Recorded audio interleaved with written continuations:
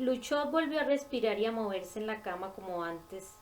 Él y Harry continuaron el viaje de inspección por el borde de la brillante esfera del de la puerta. A medida que procedían, el necroscopio utilizaba una forma básica de espionaje PS, la telepatía, para estudiar el centro secreto del Project, su pavoroso núcleo reflejado en el subconsciente del científico ruso. Vio la inmensa cavidad esférica en la roca maciza de la montaña por unas fuerzas inimaginables, y en la mente de Luchov la puerta enigmática era el gusano que desafiaba la gravedad y que se encontraba en su centro mismo, enroscado en una bola perfecta de blanca luz carente de materia, inmóvil mientras continuaba alimentándose de la energía absorbida en los primeros momentos de su creación. La puerta flotaba allí como una crisalidad alienígena, mientras cuanto contenía esperaba el momento oportuno para liberarse y expandirse. Pero Harry notó que ciertas cosas habían cambiado. La última vez que había estado allí, mejor dicho, físicamente allí en el centro, había sido así. Una telaraña de andamios cubría hasta la mitad de la pared curvada y sostenía una plataforma de madera que bordeaba la puerta o portal resplandeciente que flotaba en el aire, en el centro de la caverna. El efecto hacía que la esfera se pareciese al planeta Saturno, con un sistema de anillos compuestos por el suelo de madera que lo bordeaba. La caverna tenía poco más de 40 metros de diámetro y la esfera central mediría poco menos que la cuarta parte. Entre las maderas de la parte más interna y el horizonte uniforme que constituía la piel de la esfera calculó una separación de unos cuantos centímetros. Contra la pared negra plagada de agujeros que parecían carvados por gusanos y que formaba el perímetro de la caverna donde los andamios de sujeción se encontraban firmemente asentados, aparecían tres cañones Katuchev, separados a distancias iguales, apuntando sus feas bocas casi a quemarropa hacia el centro enceguecedor, dispuestos a descargar sin aviso previo sus balas de acero hacia cualquier cosa que pudiera surgir de aquel resplandor. Más cerca del centro, a manera de precaución adicional, se levantaba una valla electrificada con una puerta, pero ¿precaución contra qué? La respuesta era simple, contra lo que al parecer eran los habitantes del infierno. Eso había sido el Petrosh Project en sus orígenes, pero había evolucionado para convertirse en lo siguiente. Cuando los Estados Unidos comenzaron a trabajar en el programa de iniciativa de defensa estratégica, la Unión Soviética decidió responder con el Petrosh Project.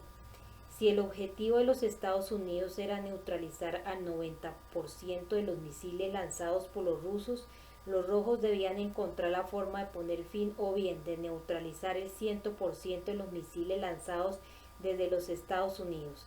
Para ello había que construir un escudo de energía, varios en realidad, que colocaran el corazón soviético o bien sus principales partes vitales bajo la protección de un paraguas impenetrable. Se formó rápidamente un equipo de científicos de primera fila y en las profundidades del barranco de Petrosh se construyó un asombroso complejo subterráneo cavado en la montaña misma. En el barranco se levantó una presa, sus turbinas suministrarían suficiente energía hidroeléctrica para alimentar el complejo y proporcionar la electricidad suplementaria para su reactor nuclear. Trabajando fácilmente, el equipo soviético completó el Petrosh Project en poco tiempo y sin dejar cabos sueltos, a pesar de que los programas habían sido un poco apretados, tal vez demasiado. Después habían probado el dispositivo solo una vez y el resultado había sido desastroso.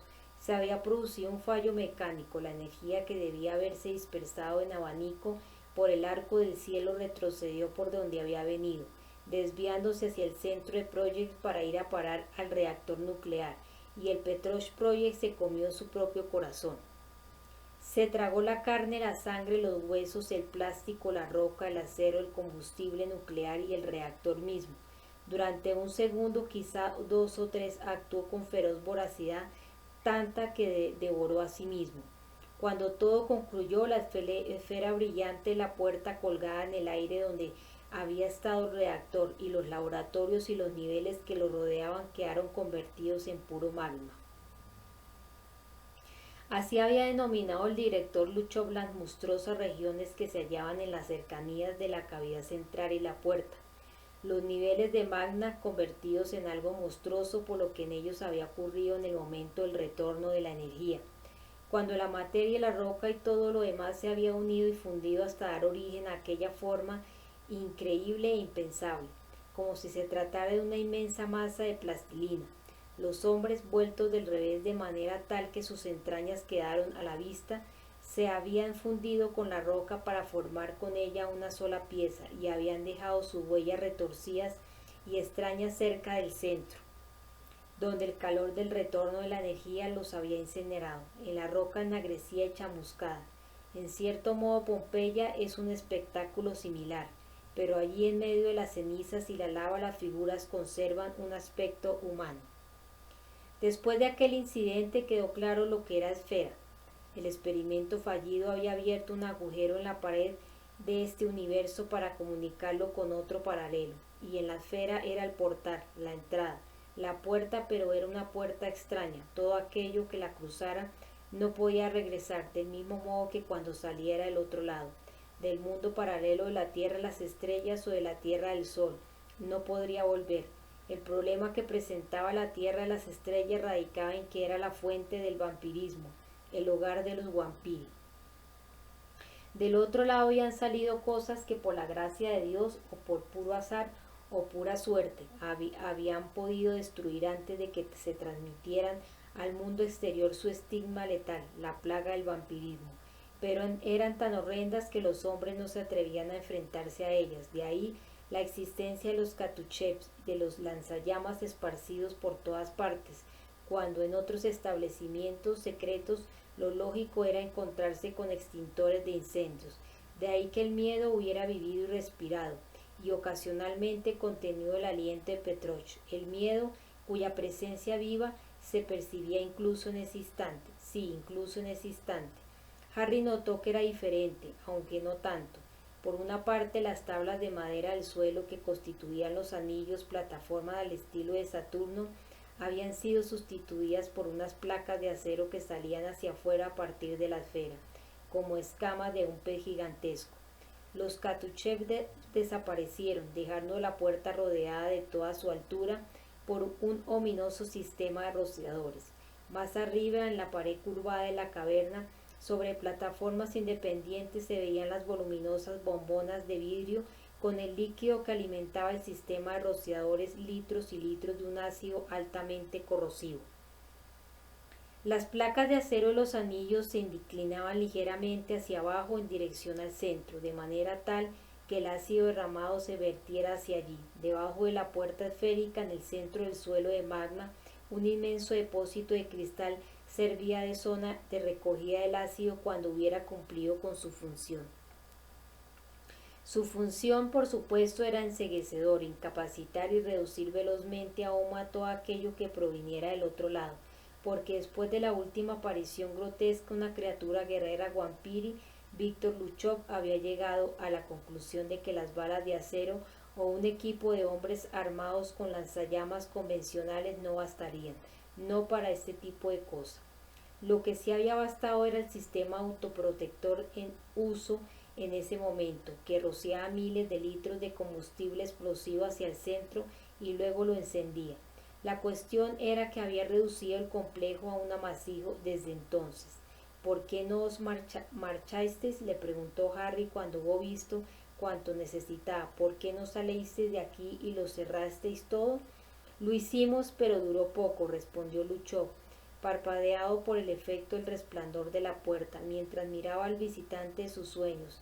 Salimos, sellamos los túneles, llenamos de cemento los tubos horizontales de ventilación y los túneles de inspección que se internaban en el barranco. Construimos una gigantesca puerta de acero sobre la vieja entrada, como las de las bóvedas de los bancos. Vaya, si el trabajo que hicimos en el Petrovich Project fue tan bueno como el que hicimos posteriormente en el reactor de Chernobyl. Después apostamos a algunas personas delante del barranco con sensores para que estuvieran alertas, hasta que descubrimos que no podíamos soportar el silencio. Harry comprendió a qué se refería. El horror de Chernobyl no podía reactivarse, era poco probable que se convirtiera en un ser sensitivo, pero si unas mentes sensitivas eran capaces de cegar los agujeros de Petrov, otras, por extrañas que fueran, podían muy bien abrirlos de nuevo. Teníamos que saber, teníamos que comprobar con nuestros propios ojos que todo se había hecho bien, prosiguió Luchov, al menos hasta que pudiéramos enfrentarnos a ellos de un modo más definitivo. ¿Ah, sí? Preguntó Harry en verdad interesado. ¿Enfrentaros a ellos de un modo definitivo? ¿Quieres explicarte? Luchov lo había hecho, pero Harry se había dejado llevar y se había mostrado demasiado entusiasmado, demasiado real. El director del proyecto se había percatado de que aquello era algo más que un sueño corriente. El ruso se despertó sobresaltado en su austera celda, se incorporó de golpe en la cama y vio a Harry allí, sentado mirándolo fijamente, con unos ojos que parecían coágulos de sangre fosforescentes en la oscuridad de la habitación. Al recordar el sueño, Luchov se apretó contra la desnuda pared de acero y jadeando sorprendido gritó: «Harry Queo, eres tú, grandísimo mentiroso». Harry supo qué quería decir, pero sacudió la cabeza y repuso: «No te he mentido, Víctor, no he matado a ningún hombre para chuparle la sangre, no he creado ningún vampiro y tampoco fui infestado de ese modo. Tú di lo que quieras, pero eres un vampiro». Harry esbozó una horrible sonrisa y con su voz suave, cálida y razonable respondió: «Mírame, difícilmente podría negarlo, ¿verdad?».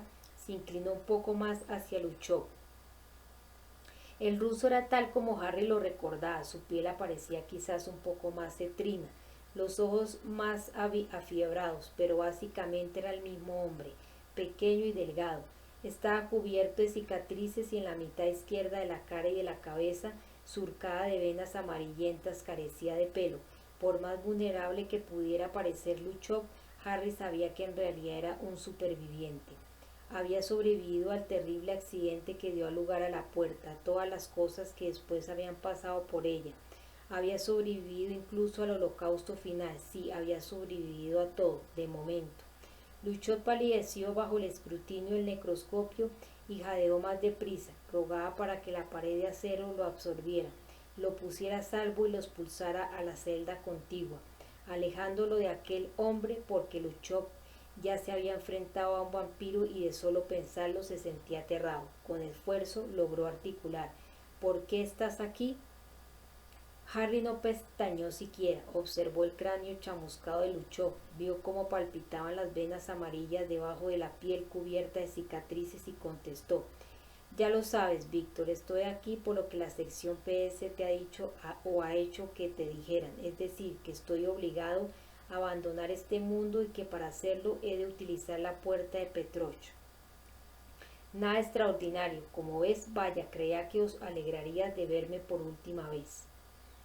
«Y tanto que nos alegraríamos», exclamó Luchov, ansioso al tiempo que asentía con tanta convicción que las gotitas de sudor le cayeron de la frente. Es que, Harry volvió a esbozar su horrible sonrisa y le pidió: «Sigue».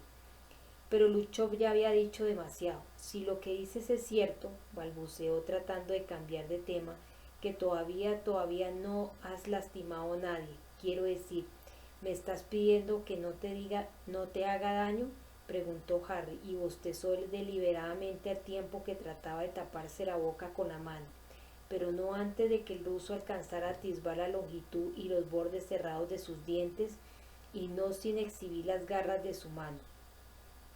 «Por el bien de mi reputación, tengo a todos los PS de Europa y tal vez de otras partes del mundo siguiéndome de cerca para acabar conmigo, y he de ser un buen chico, lo que es justo, Víctor. ¿Por qué no me dices qué le ha dicho la sección PS a tu gente y qué te han pedido que hicieras? Ah, ¿y qué solución permanente puedes haber para este Frankenstein que habéis creado aquí en Pershore?». «Pero no puedo, no me atrevería a decir nada de eso», gimió Luchov encogiéndose contra la pared de acero. «A pesar de todo lo que has pasado, sigues siendo un genuino hijo de la madre Rusia con un buen lavado de cerebro, ¿eh?». Harry hizo una mueca y lanzó un bufido burlón. No, respondió Luchov e hizo un gesto con la cabeza. Solo soy un hombre, un miembro de la raza humana. Pero te crees cuando la gente te dice verdad, lo que me dicen mis ojos sin duda. Al necroscopio se le acababa la paciencia, se inclinó más hacia Luchov, aferró su muñeca con garra de acero y siseó. Si te da bien la discusión, Víctor, tal vez deberías haber sido uno de los Vampiri. Finalmente el director de Project vio que la peor de sus pesadillas se hacía realidad. Ante sus ojos la metamorfosis de un hombre en una plaga potencial y supo que tenía todos los números a su favor para convertirse en el próximo portador, pero todavía le quedaba una carta por jugar. Desafías todo principio científico, balbuceó. Vas y vienes de esa forma tan extraña que te es propia. ¿Qué es lo que había olvidado? ¿Crees que no me acordaría y que no tomaría precauciones? Será mejor que te vayas ahora, Harry, antes de que entren por esa puerta y te reduzcan a cenizas. ¿Cómo? Harry lo soltó y le separó de él precipitadamente. Luchó apartó las manos de la mantas de la cama y mostró el necroscopio, el botón fijado al bastidor de acero, el botón que había pulsado quién sabe cuánto tiempo antes y cuya lucecita roja continuaba centelleando incluso en ese momento. Harry supo entonces que de un modo inconsciente había sido traicionado por su propio vampiro, porque ese era un fallo de su lado oscuro. La cosa que llevaba adentro deseaba ser vista, llevar la voz cantante, manejar aquella situación a su manera, asustar a Luchó para arrancarle las respuestas y después quizás acabar con él. Si Harry se hubiera impuesto, posiblemente habría podido encontrar las respuestas que buscaba en la mente del científico, pero ya era demasiado tarde. Sin embargo, no era demasiado tarde para luchar y acorralar la cosa, reducirla y someterla a su voluntad. Lo hizo y Luchó comprobó que volvía a ser un hombre. Yo creí, dijo el ruso sollozando, yo creí que querrías matarme. Yo no, respondió Harry mientras afuera se oía el ruido de pasos que llegaban a la carrera. Yo no, él, sí, pudo haberte matado, pero maldita sea, Víctor, te has fiado de mí antes, ¿y acaso te he defraudado? Mi yo de carne y hueso ha cambiado, pero mi verdadero yo sigue siendo el de siempre.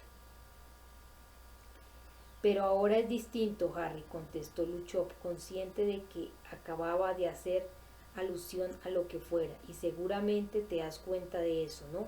Ya no hago nada por mí, ni siquiera por la madre Rusia, sino por la raza humana, por todos nosotros. Golpeaban la puerta y daban grandes voces. Escucha, dijo Harry, y el ruso vio en su rostro tanta sinceridad y humanidad como lo que había visto en otras ocasiones, a no ser por aquellos ojos infernales. A esas alturas la sección PS y tu organización rusa, si es que hacen honor a su fama, deben de saber que lo que quiero es marcharme. ¿Por qué entonces no me dejan ir? Del pasillo le llegó el ruido de 10 o más disparos en una rápida sucesión, y las balas se incrustaron en la cerradura de la puerta de acero blindado, destrozándola en 1000 pedazos. ¿Quieres decirme que no lo sabes? Luchó vio entonces solo a Harry, al hombre. ¿Quieres decirme que no lo entiendes? Tal vez sí, respondió Harry. No estoy seguro, pero en estos momentos eres el único que me lo puede confirmar. Y Luchov se lo confirmó. No les preocupa que te vayas, Harry dijo. Y en ese instante la puerta era arrancada de sus goznes y la luz inundó la habitación. Lo único que les preocupa es que un día puedes volver y que traigas contigo quién sabe qué cosas. Un grupo de hombres asustados se apiñó en el umbral. Uno de ellos portaba un lanzallamas que apuntaba directamente a Luchov. No, gritó el director, se acurrucó en un rincón y se tapó la cara con manos temblorosas y débiles. Por el amor del cielo, no, se ha ido, se ha ido. Permanecieron en el umbral sus siluetas envueltas en un humo que olía a cordita, escudriñaron el austero cubículo. Finalmente uno de ellos preguntó: ¿Quién se ha ido, director?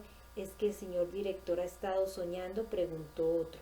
Luchó se desplomó en la cama, presa de convulsiones sollozos, como deseaba que todo hubiera sido un sueño. pero no lo era, no todo él al menos notaba aún la presión en la muñeca que el necroscopio le había aferrado con fuerza y todavía sentía el fuego de aquellos terribles ojos sobre su cara y su mente. Harry Queo había estado allí, no cabía duda, y no tardaría en regresar, pero el director sabía también que a menos que se equivocara mucho, Harry solo se había enterado de una parte de lo que había ido a averiguar. La próxima vez que fuera dispondría del resto de la información. La próxima vez podía producirse en cualquier momento a partir de entonces. Conectadlo, ordenó con un hilo de voz. Un científico apartó a los demás sin demasiados miramientos y se abrió paso hasta quedar junto a la cama de Luchov. El disco ha dicho que conectemos el disco. Sí, respondió Luchov y lo agarró del brazo. Hazlo ahora mismo, Dimitri, ahora mismo. Luchov se tendió en la cama jadeando y se llevó las manos a la garganta. No puedo respirar, no puedo respirar, fuera, ordenó de inmediato Dimitri Kulchov con un amplio ademán del brazo. Salid todos, le falta el aire. Cuando los hombres comenzaron a salir uno por uno, Luchov tendió hacia ellos una mano agarrotada y les ordenó: esperad, tú, el de lanzallamas, espera ahí fuera, y tú, el del fusil, ¿lo llevas cargado con balas de plata? Sí, señor director. El hombre se mostró perplejo. ¿Qué sentido tenía que llevar el arma si no estaba cargada? ¿Tenéis un lanzagranadas con granadas y todo?, preguntó Luchov ya más calmado. Sí, señor director, le respondieron desde fuera. Luchov asintió y al tragar aire la nuez de Adán le bailó en la garganta. Entonces vosotros tres, esperadme ahí afuera. De ahora en adelante no me perdáis de vista. Con aire cansado sacó los pies de la cama y los apoyó en el suelo. Se dio cuenta entonces de que Dimitri Kulchov estaba ahí de pie y lo miraba fijamente. Señor director, comenzó a decir Kolbuch. Ahora mismo, gritó Luchov. ¿Es que está usted sordo? ¿No me ha oído? Le he dicho que conecte el disco ahora mismo. Preséntese luego en la sala de guardia y póngame con Moscú por la línea de emergencia. Con Moscú, Kolchov palideció, se encogió un poco y salió de la pequeña celda. Quiero hablar con Gorbachov, exigió Luchov con voz ronca, con Gorbachov y con nadie más, porque es el único que puede ordenar lo que viene ahora. Capítulo 2. Una cosa sola, la tierra, las estrellas, el habitante. El necroscopio sabía que le quedaba muy poco tiempo y que no podía permitirse el lujo de malgastarlo. Los soviéticos habían encontrado alguna solución final al problema de Petrov, lo cual significaba que él debía cruzar la puerta antes de que pudieran ponerla en práctica. Se fue a Detroit y poco después de las 6:20 de la tarde encontró un taller de reparación y venta de motocicletas a punto de cerrar. Con paso cansado, el último empleado iba cerrando todo con llave. Quedaba también un negro encargado del aparcamiento que acababa de guardar la escoba, lavarse las manos y salir a paso tranquilo del taller para dirigirse calle abajo. Unas hermosas máquinas cromadas se alineaban resplandeciente tras el cristal blindado y traslucido. El necroscopio, ¿verdad?, dijo una voz en necrolenguaje en la mente de Harry, así que cruzó una puerta de Mobius para entrar en la sala de exposición. Se sorprendió porque últimamente los muertos no se mostraban muy inclinados a entablar conversación con él. Tienes que ser el fantasma, continuó diciendo quien quiera que fuera, porque puedo oír como piensas. Me llevas ventaja, repuso Harry, amable como siempre, al tiempo que examinaba la cadena que a manera de seguro pasaba entre los rayos de las ruedas delanteras de la motocicleta. ¿Qué te llevo aquí? Ah, sí, no me conoces, ¿verdad? Bueno, fui un ángel. De vez en cuando el necrolenguaje transmite más de lo que se dice con él. En relación con los ángeles, a Harry ya no le sorprendía enterarse de que tales criaturas existieran de verdad, sobre todo con el continuo de Mobius, pero en esa ocasión comprobó que el ángel en cuestión no llevaba algo. Un ángel del infierno. Harry se plantó delante de la cadena, tiró de ella con ambas manos empleando su enfurecida fuerza vampire hasta que un eslabón se partió con un sonido como el de un pistoletazo. ¿Pero no tenías un nombre? Vaya tío, el ángel silbó para demostrar su asombro. Apuesto a que también saltas edificios altos. ¿Es un pájaro? ¿Es un avión? Joder, no es el amoroso rompecadenas, el despierta muertos, el necroscopio. Se mostró entonces más calmado. Mi nombre era Pete, una mierdita de nombre. Pete, Peti, Pete. Suena a nombre de periquito, así que usaba mi nombre de batalla, el vampiro. Pero veo que ya tienes bastantes problemas.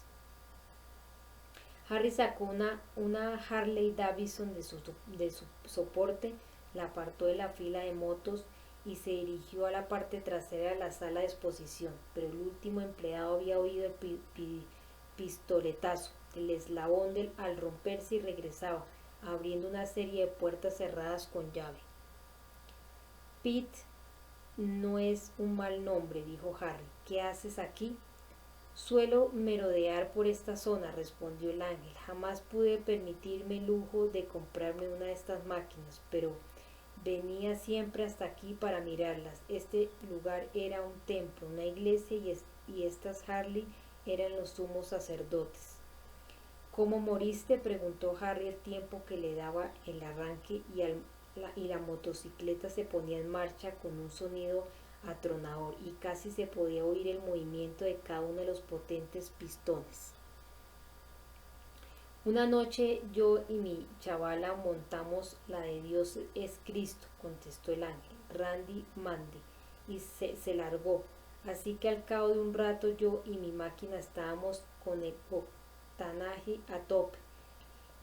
La trompa nos hizo efecto más o menos cuando íbamos a toda pastilla. Me salí de la carretera en una curva y me estrellé contra el surtidor de una gasolinera. Yo y mi máquina ardimos en un geyser al rojo vivo. Lo poco que quedó de mi cuerpo se lo llevó el viento, pero yo me quedé por aquí gravitando. Pete, siempre quise conducir una de estas bestias, pero nunca tuve tiempo. ¿Que no sabes cómo se hace? Tengo dos opciones, aprender a golpes o aceptar el consejo de un experto. ¿Qué tal te vendría a darte una vueltecita? ¿Me lo dices a mí? ¿A quién si no? Guay. Harry casi logró sentir cómo se sentaba en el asiento, con la parte posterior inclinada hacia arriba. Sus mentes funcionaron como si se tratara de una sola cuando Harry aceleró y luego soltó el embrague de golpe, haciendo que las ruedas dejaran una huella humeante y la moto saliera disparada hacia la luna de cristal. Entretanto, el empleado encargado de cerrarlo todo había vuelto a abrir la última puerta y entraba en la sala de exposición. Una vez allí se encontró con las lunas del cristal a sus espaldas y directamente en el camino de Harry. Con los brazos y las piernas extendidos, el hombre articuló un grito silencioso como la potente motocicleta se le acercó, zigzagueando. Sabía que quedaría hecho puré, tanto él como el enloquecido del motorista, y no atinaba a decidir hacia qué lado saltar. Cerró los ojos, comenzó a rezar y se dejó resbalar por el cristal mientras el monstruo rugiente se abalanzaba sobre él. Lo atravesó y desapareció. Cuando el ruido se fue amortiguando, abrió los ojos primero un poquito y luego del todo. La Harley Davidson y el motorista ya no se encontraban allí. Quedaban las marcas de los neumáticos en el suelo, el humo azul del tubo de escape, incluso el rugido del motor, cuyos ecos se iban apagando hasta perderse en el silencio. Pero de la moto y el motorista ni señales, y la luna del escaparate seguía intacta. Embrujado, pensó el hombre antes de desmayarse. Santo Dios, lo que siempre he sospechado, este sitio está embrujado por el mismísimo diablo. En parte estaba en lo cierto y en parte se equivocaba. El lugar había estado embrujado, pero ya no lo estaba, porque Pete, el motorista vampiro, se había ido con Harry Queo y al igual que Harry, ya no regresaría. A través del continuo de móvil, Harry bordeó toda la costa hasta Zakynthos, invocó una puerta y salió como un rayo por ella para aparecer en la isla griega, sobre la superficie desigual de un camino iluminado por la luz de las estrellas. Como era un motorista inexperto, su paseo pudo haber acabado en una desgracia, pero Pete, el experto en esas lides, estaba en su mente y en sus manos, y en la inmensa motocicleta se mantuvo erguida y firme sobre el asfalto cubierto de baches. Zeke recibió al necroscopio en la blanca escalera que llegaba sinuosa hasta su puerta, pero había hablado con él momentos antes. Penny ha despertado. Ha tomado mucho café. Yo tengo la culpa, respondió Harry. Estuvimos celebrando una fiesta de despedida. Pensó entonces en su casa cerca de Boring, Edimburgo. En realidad había sido una especie de fiesta de inauguración salvando las distancias. ¡Wow! Exclamó Pete, el motorista vampiro, al ver a Zeke reflejaba en la mente de Harry. ¿Es, es esta tu chavala? Tanto la exclamación como la pregunta estaban formuladas en necrolenguaje, por lo que Zeke no logró oírlas y tampoco enterarse de su presencia. No, no es mi chavala, contestó Harry, es una buena amiga. De todos modos, no te metas donde no te llaman y cuidado con lo que dices. Penny se reunió con Zeke y Harry cuando se estaban saludando. Salió por la puerta como un espectro y sonrió con aire cansado, fantasmal quizás al ver que el necroscopio había regresado. En la noche Zeke vio que las pupilas de Penny brillaban con destellos rojizos, como las de una polilla, cuando la luz que había encima de la puerta se reflejó en ellas. En cuanto a los ojos de Harry, Zeke procuró no mirarlos. De todos modos no era necesario. Tampoco hacía falta que dijeran nada en voz alta porque sus mentes estaban en contacto. Zeke, estoy en deuda contigo, y nosotros contigo, contestó ella. Cada uno de nosotros está en deuda contigo. Ya no, tú la has saldado por todos los demás. Adiós, Harry. Zeke se le acercó y lo besó en los labios. Seguían siendo labios de hombre, pero estaban fríos. Harry condujo a Penny entre los árboles hasta la motocicleta. Se montó y miró hacia atrás. De pie bajo la luz del farol y de las estrellas, Zeke lo saludó con la mano. Los faros de la Harley Davidson abrieron un surco bajo los árboles e iluminaron el sendero que conducía al camino. Zeke oyó como el rugido del motor se convertía en un aullido. Vio como las luces hendían la noche y contuvo el aliento. Después, el ruido del motor fue apenas un eco amortiguado que tamborileó por las colinas y el haz del faro delantero desapareció como si jamás hubiera existido. ¿Tienes los ojos cerrados?, preguntó Harry por encima del hombro. Sí, Penny respondió con un susurro telepático. Manténlos así, bien cerrados hasta que te diga que puedes abrirlos. Lanzó la motocicleta a través del continuo de Mobius, llevando a Penny y a Pete, el motorista vampiro, en el asiento de atrás, y se dirigió hacia la puerta de Petrosh. Sabía exactamente con toda precisión dónde estaba la puerta. Las ecuaciones de Mobius pasaban raudas por la pantalla de su mente metafísica, abriendo y cerrando una infinita curva de puertas a medida que avanzaba. Pero cuando las puertas comenzaron a combarse y a temblar, supo que se encontraba cerca. Era un efecto de la puerta. Desviaba el continuo de Mobius del mismo modo que un agujero negro desvía la luz. Un momento más tarde, Harry condujo la motocicleta a través de la última puerta que se desintegraba y emergió veloz del continuo de Mobius para aparecer en el perímetro del disco de acero que rodeaba la puerta. Víctor Luchov lo presenció todo en el mismo instante en que ocurría. En el borde donde las placas del disco estaban cubiertas con una capa de goma de unos 8 centímetros de espesor, el director del Project conversaba con un grupo de ecocientíficos. Alrededor del perímetro habían establecido medidas de seguridad. Habían acordonado la zona con nylon recubierta de material plástico no conductor. El disco no solo llevaba un voltaje descomunal, sino que estaba conectado al sistema de rociado. Unas enormes chispas blanquiazules bailaron en el aire cuando la potente motocicleta de Harry salió rugiendo de la cinta de Mobius para aparecer en este espacio-tiempo.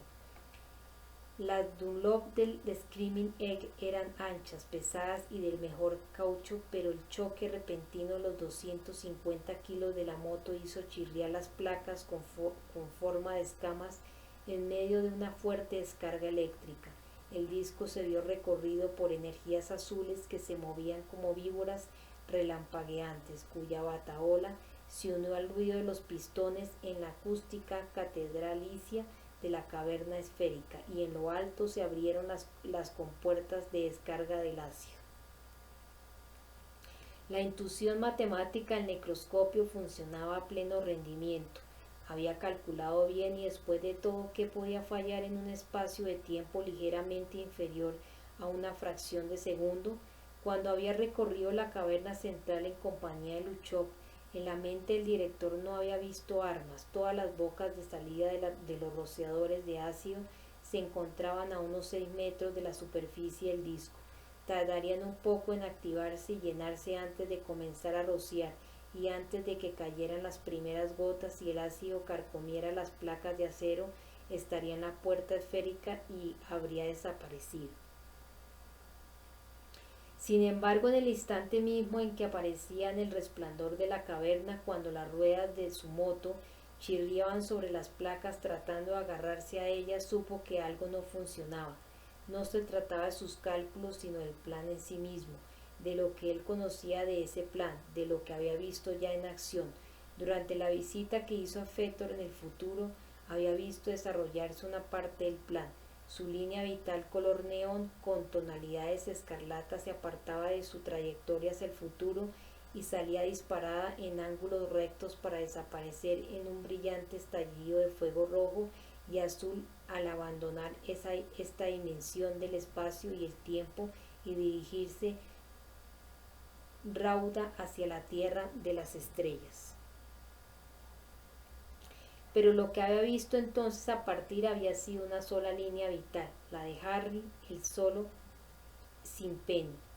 Aminoró la velocidad, la moto dio bandazos hasta que las ruedas se agarraron al suelo. Harry recordó entonces una regla de enorme importancia: jamás trates de leer el futuro porque puede resultar engañoso. Pero había tenido en cuenta incluso esa desaceleración temporal, y con todo solo había un segundo de diferencia, un tic-tac del reloj. ¿Qué era lo que no funcionaba entonces? La respuesta era bien sencilla: la que no funcionaba era Penny. ¿Le había obedecido alguna vez? ¿Había seguido sus instrucciones al pie de la letra? Jamás. Podía estar unida a él por lazos de esclavitud, podía estar enamoradísima de él, fascinada con él, pero no le tenía miedo. Él era su amante y no su dueño. En su inocencia, Penny se había mostrado siempre inquisitiva y vulnerable. No abra los ojos, le había ordenado, pero Penny no le había hecho caso. Los había abierto cuando cruzaron la puerta de Mobius como una bala para entrar en Petros. Los había abierto a tiempo para ver surgir el resplandeciente ojo de cíclope de la puerta, en el instante en que la moto patinó y coleó para salir disparada hacia ella, y al saber que iban a estrellarse, había reaccionado. Era evidente que iban a estrellarse para salir por el otro lado. Ese era precisamente el plan, y ella no tenía por qué preocuparse. De no haber andado tan escaso de tiempo, se lo habría explicado todo. Todo eso pasó a la velocidad del rayo por la mente del necroscopio en el instante mismo en que Penny gritó. Apartó las manos de su cintura y se tapó los ojos, justo cuando la suspensión trasera corcoveó como un potro cerril para absorber el estremecimiento de las placas de acero, y al igual que un potro cerril lanzó a la muchacha por los aires con una voltereta. Una fracción de segundo más tarde, Harry despedazaba la piel de la puerta y la atravesaba, pero solo, completamente solo, mejor dicho, acompañada únicamente de Pet, el motorista vampiro que iba en el asiento de atrás. Mierda, huyó Pete en necrolenguaje en la mente de Harry. Necroscopio, acabas de perder a tu chavala. Harry lo vio por los espejitos retrovisores, miró a través de la piel de la puerta y vio cómo Penny caía en cámara lenta hacia las placas del disco. Vio cómo el lánguido destello de la descarga la endurecía los miembros, le forzaba a desplegarlos en forma de crucifijo, enredándole el pelo y la ropa con telarañas de fuego azul y haciendo girar su cuerpo como una gigantesca girándula. Vio caer la lluvia de ácido y como se elevaba de inmediato una cortina de humo siseante. Vio como Penny se empapaba y se volvía negra y roja y resbalaba como una platija sobre la espalda a medida que la piel se le caía a jirones. La vio patinar de un lado a otro por las placas de acero sobre las moléculas vibrantes de su propia sangre hirviente, como gotitas de agua lanzadas en un sartén con aceite humeante.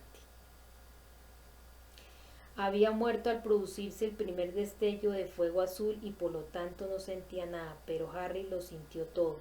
El horror de aquella escena. Aspiró profundamente cuando la última descarga eléctrica la dejó pegada a las escamas de acero, donde el fuego y el ácido continuaron su tarea, convirtiéndola en cenizas, alquitrán, humo y hedor. Y él no pudo hacer nada, ni siquiera Harry Queb, porque había cruzado la puerta y no había manera de volver atrás. Pero a veces la misericordia existe. El único grito telepático que lanzó Penny no llegó a Harry porque él ya había cruzado el umbral de la puerta y se encontraba en otro mundo. Lo mismo ocurrió con el necrolenguaje.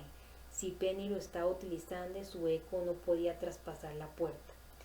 El necroscopio sintió deseos de morirse. Allí mismo, en ese mismo instante, podía haber muerto felizmente o infelizmente quizá, pero la cosa que llevaba adentro no reaccionó igual. Además, Pete, el ángel, no lo permitiría. Entre los dos neutralizaron a Harry, lo convirtieron en hielo, lo insensibilizaron. Recostado en el asiento de la Screaming Egg, vacío de emociones, sin fuerza de voluntad para nada, dejó que ellos condujeran la motocicleta y siguieron viaje hasta llegar a la tierra de las estrellas. Cuando Harry se recuperó ya se habían adentrado más de 1 kilómetro por la llanura rocosa y se encontraba sentado en una roca junto a la silenciosa Harley Davidson. La potente máquina parecía plateada por la luz de la luna llena y el brillo fantasmal de las estrellas. En la sala de exposición de la Tierra tenía un aspecto impresionante, pero allí en la Tierra las estrellas era algo completo y literalmente fuera de lugar. La moto era un elemento extraño, aunque Harry no, como Vampiri, pertenecía a aquel lugar. Del remolino escarlata de recuerdos surgió una imagen de Penny, lo recordó todo, inspiró hondo para aullar y se ahogó. Después apretó los puños, cerró los ojos carmesí durante largos instantes hasta que la borró de su mente para siempre. El esfuerzo lo dejó hecho un trapo, pero tenía que hacerlo. Todo lo que Penny había sido, todo lo que los demás habían representado, se encontraba en otra dimensión y era absolutamente irrecuperable. No había manera de regresar ni de traerla a ella de vuelta. Qué mal rollo, tío, dijo Pete, el motorista, en voz baja. ¿Y ahora qué, Harry? Se acabó el viaje. Harry se puso en pie, se enderezó y miró alrededor de él. Se ponía el sol y al sur, en las escarpadas cimas de las montañas, no se veía ninguna tonalidad dorada. Hacia el este yacían los túmulos de los nidos de águilas destrozados, las columnas caídas de los Vampiri. Solo una seguía intacta, una fea columna de piedra negra y hueso gris de más de 1 kilómetro de altura. Era o había sido el nido de águilas de Lady Karen, pero de aquello hacía mucho tiempo y Karen había muerto. Hacia el suroeste en las montañas se encontraba el lugar donde el habitante tenía su jardín. El habitante, sí, Harry hijo, con sus viajeros y trucks, todos seguros en el refugio que había construido para ellos, pero el problema radicaba en que el habitante era un vampiro, y la batalla con los Vampiri había tenido lugar 4 años antes, en el pasado de la Tierra a las estrellas, de manera que Harry se preguntó, ¿seguirá llevando mi hijo la voz cantante o su vampiro habrá tomado las riendas de todo? Pensaba en necrolenguaje y Pete, el ángel, le contestó, tío, ¿por qué no vamos a verlo? La última vez que estuve aquí, dijo Harry, mi hijo y yo discutimos, y me las hizo pasar moradas, pero supongo que tarde o temprano tendrá que enterarse de que he vuelto, si es que no lo sabe ya. Vamos pues. Pete estaba ansioso por partir. Súbete a la vieja Screaming Eagle y arranca, tío. Pero el necroscopio negó con un gesto de la cabeza. Ya no necesito la moto, Pete. Y el ex ángel se mostró abatido. Vale, tío, me parece bien. Tienes tu propio medio de transporte, pero ¿qué me dices de mí? Harry se quedó pensando un rato y después sonrió débilmente. El hecho de que esbozara esa sonrisa indicaba que todavía conservaba fuerzas. Pete leyó sus pensamientos en necrolenguaje y lanzó un aullido de alegría. El necroscopio, ¿va en serio? El entusiasmo lo había dejado sin aliento. Claro que va en serio, respondió Harry. ¿Por qué no? Y se montaron en la moto. Giraron, buscaron una franja recta de tierra bien batida y sin peñascos y aceleraron a fondo. Fue como si una bestia primitiva bramara en el silencio de la tierra y las estrellas. Después, sin dejar de aullar y a toda velocidad, dejando tras ellos una ondulante cola de polvo de medio kilómetro de largo, Harry invocó una puerta de Mobius y la atravesaron, para invocar luego una puerta futura que también cruzaron. Se dirigían al futuro acompañados de muchísimas líneas vitales azules, verdes y unas cuantas rojas. Las azules correspondían a los viajeros, las verdes a los Trogs y las rojas a los vampiros. Pete se adelantó a su pensamiento. Eso parece, respondió Harry con un suspiro, pero Pete se rió como un loco y gritó, justo el tipo de gente que a mí me gusta. Y siguieron avanzando durante un rato hasta que Harry dijo, Pete, yo me bajo aquí. ¿Quieres decir que esta nena es toda mía? Por los siglos de los siglos, y ni siquiera hace falta que pares. Pete no sabía cómo darle las gracias, de modo que ni siquiera lo intentó. Harry abrió una puerta al pasado y antes de cruzar el umbral hizo una pausa y contempló cómo la Harley avanzaba veloz hacia el futuro. Al cabo de unos instantes le llegó el eco del grito alegre del ángel. ¡Iu! Bueno, al menos Pete ya era feliz. Después Harry regresó a la tierra de las estrellas y el jardín. El necroscopio se dirigió al extremo frontal del jardín, posó las manos sobre el muro bajo de piedra y miró hacia abajo, donde se extendía la tierra de las estrellas. En alguna parte entre ese lugar y los antiguos territorios de los Vampiri, donde los restos destrozados de sus nidos de águilas yacían desperdigados y en desorden, la puerta esférica, este extremo del tirador del espacio-tiempo, la urdidumbre dimensional, cuya extensión alternativa se encontraba en Petrosh, alumbraría la llanura rocosa con su blanco resplandor doliente. Harry imaginó que podía ver parte de su luz incluso desde donde se encontraba, una especie de brillo fantasmal allá a lo lejos al pie de las grises colinas. Él y el incorpóreo Pete habían salido por la puerta de la tierra de las estrellas montados en la moto. Desde Petrosh atravesaron el doliente resplandor del agujero gris y aparecieron en la llanura rocosa, pero Harry lo recordaba vagamente. Lo que sí recordaba con claridad era la última vez que había estado allí, y por extraño que pareciera, le resultaba más real que todo lo ocurrido entre ambos lapsos, probablemente porque deseaba olvidarse de cuando había ocurrido entre ambos lapsos.